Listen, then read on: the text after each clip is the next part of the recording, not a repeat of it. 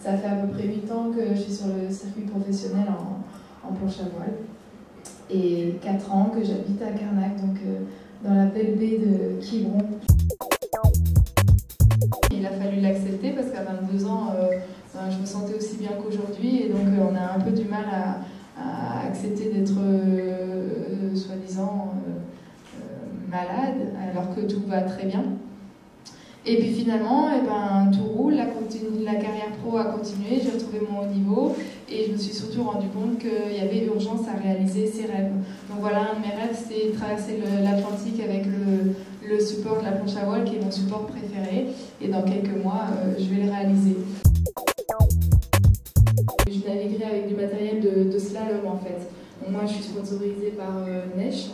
Donc je vais partir avec le matériel 2011 que j'ai déjà. Donc en fait plusieurs voiles et plusieurs planches vu que j'ai un bateau suiveur.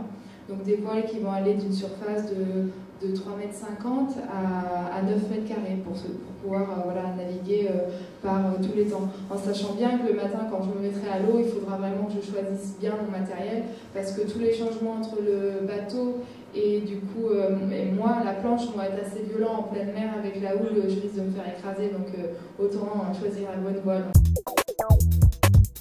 La grosse difficulté de mon projet, ça a été de trouver un bateau. Parce que donc, quand j'ai commencé à prospecter, je me suis dit, c'est pas possible, il y en a aucun qui va réussir à me suivre.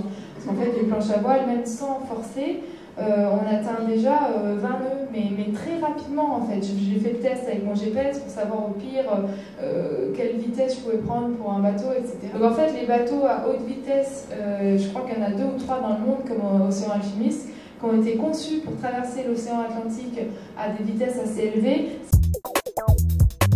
Il fera beau, mais 20 degrés en pleine mer, quand on est fatigué, ça peut paraître froid en fait. Donc je pense prendre en fait des shorties, des combinaisons néoprène, et puis porter une combinaison ou même juste des vêtements mouillés avec le sel tous les jours. Après, plus l'urine, c'est un détail pas très glamour, mais il faut quand même en parler.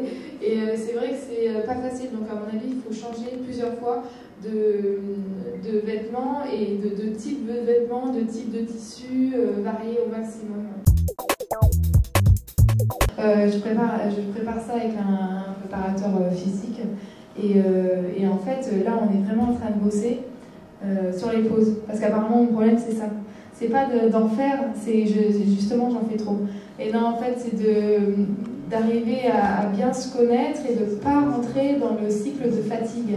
Donc, toutes les heures, même si je ne suis pas fatiguée, il faudrait que je m'arrête, que je m'assoie sur ma planche, que je m'étire, que je bois un coup, que je mange un fruit sec. Parce que, en fait, sur une distance aussi longue et un effort aussi long, si tu rentres dans le cycle de fatigue, après c'est hyper dur d'en sortir. Du coup, c'est ça, c'est vraiment anticiper le mal en s'arrêtant régulièrement, en s'étirant, en buvant, etc. Souvent les questions, elles concernent justement ça, l'acclimatation au large.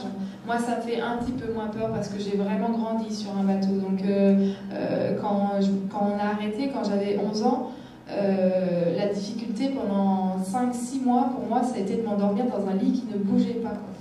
Donc, alors peut-être qu'au départ, ça va me reparaître un peu bizarre, mais c'est comme la mer, c'est quand même plus logique pour moi que la terre.